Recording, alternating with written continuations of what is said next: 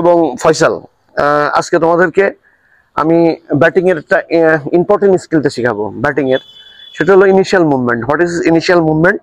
সেটা হলো একজন ব্যাটসম্যান যখন সে অলরেডি গার্ড নিয়ে দাঁড়ায় পড়ে, দাঁড়ানোর পরে হয়তো ব্যাকলিফটটা একটা লেভেলে রাখে, এখান থেকে ফার্স্ট ব্যাকলিফট, দেন যখন বোলার জাম্প করে তখন ইনিশিয়াল মুভমেন্ট শুরু হয়। এই জায়গায় যে ইম্পর্টেন্ট বিষয়টা, আমার বডিটাকে একটু ডাউন করব আমি একটু।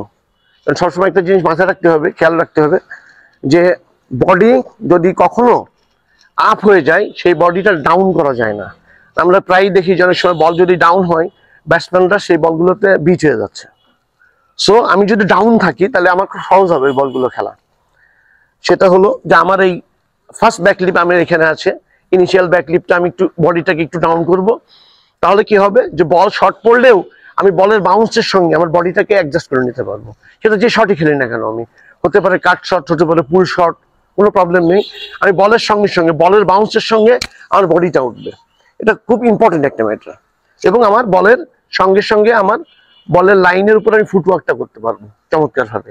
সো এই স্কিলটা আজকে প্র্যাকটিস করতে হবে টোটালি, যে আমি যখনই বল আসবে, এইটা আমার ফার্স্ট ব্যাকলিপ, বোলার আসতেছে, যখন বোলার জাম্প করবে আমি একটা ইনিশিয়াল মুভমেন্ট নেবো, বডিটি ডাউন থাকবে, লিটল বিট ডাউন। তাহলে কি হবে, আমি ফ্রন্ট ফুটগুলো ইজি খেলতে পারবো খুব সহজে, আমার বডি এক্সট্রাভাবে কোনো ডাউন করতে হবে না। আর বল যদি ওঠে তাহলে কি হবে, শর্ট বল অনেক সময় ডাউন থাকে, আমার বডি যদি উঠে যায় আমি বলগুলো খেলতে পারবো না। আমার বডি যদি ডাউন থাকে আমি কি করব, ফুটওয়ার্ক করে কিন্তু এখান থেকে কাটটা মেরে দিতে পারবো, আমার বডি আর উঠানোর দরকার নেই। যদি একই লেন থেকে বলটা ওঠে, শর্ট পিচ অনেক সময় একই লেন থেকে বলটা ডাউন থাকে, অনেক সময় বলটা ওঠে, আর বল যদি ডাউন থাকে আমি এখান থেকে কাটশট মেরে দিতে পারবো। বল যদি ওঠে তাহলে কি হবে, আমি বলের সঙ্গে সঙ্গে উঠবো, দেন আমি এখান থেকে খেলবো। সো ইনিশিয়াল মুভমেন্টটা is a very very important. So backlift দুইটা হবে, একটা হলো ফার্স্ট ব্যাকলিফট, আমি সেট আপ গেলাম, দাঁড়ালাম, একটা ব্যাকলিফট করলাম, যখন বলার জাম্প করবে লিটল বিট ডাউন, বডিটাকে লিটল বিট ডাউন করবো আমি, নর্মাল থেকে ডাউন, তাহলে আমার সহজ হবে। তো আজকে এই ডিলগুলো করবো। First backlift, okay. এইবার হচ্ছে initial movement, second backlift and body down. হ্যাঁ, ready, go. Backlift, high backlift, high, yes. ব্যাটটা এখানে রাখা যায় না, এই জায়গায় থাকছে কি জন্য, এই জায়গায় থাকে, হ্যাঁ এই জায়গায় রাখতে হবে ব্যাটটা, দেখি। রেডি, গো।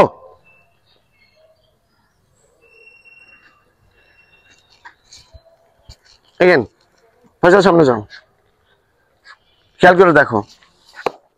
ফার্স্ট ব্যাকলিফট, রেডি, এখানে যাবো, গো।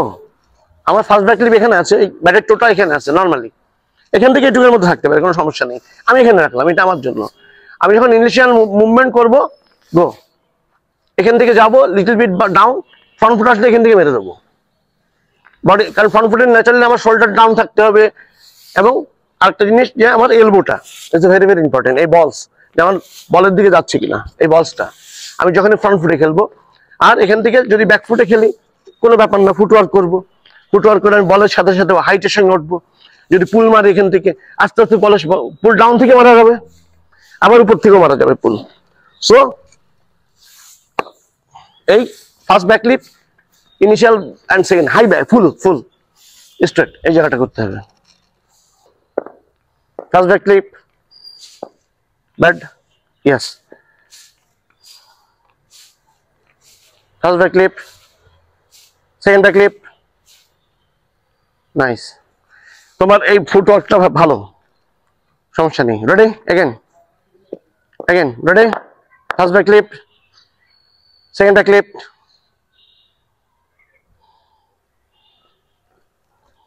অবশ্যই এই মাথাটা অফিস টাইমে বাইরে রাখতে হবে, not like this, little bit, yeah, slip, একটু খেয়াল করলে হয়ে যাবে। হ্যাঁ, একটু খেয়াল করলে হয়ে যাবে। এটা প্রবলেমটা হয় কি, দেখো তুমি মিড উইকেট টুইকেটে বেশি আউট হও না, এসব রিজনে বেশি আউট হও মনে হয় আমার ধারণা। তোমার ব্যাট যখন এখানে থাকবে তখন লেগ স্টিকের বল খেলতে গেলে কি হবে, ব্যাট অ্যাক্রস চলে যাবে, এখানে থাকলে তুমি ইজি খেলতে পারবা। বিষয়টা হচ্ছে এই, অবশ্যই ব্যাকলিপটা তোমার একটু ঝামেলা আছে, ওটা ঠিক করে ফেলে দাও।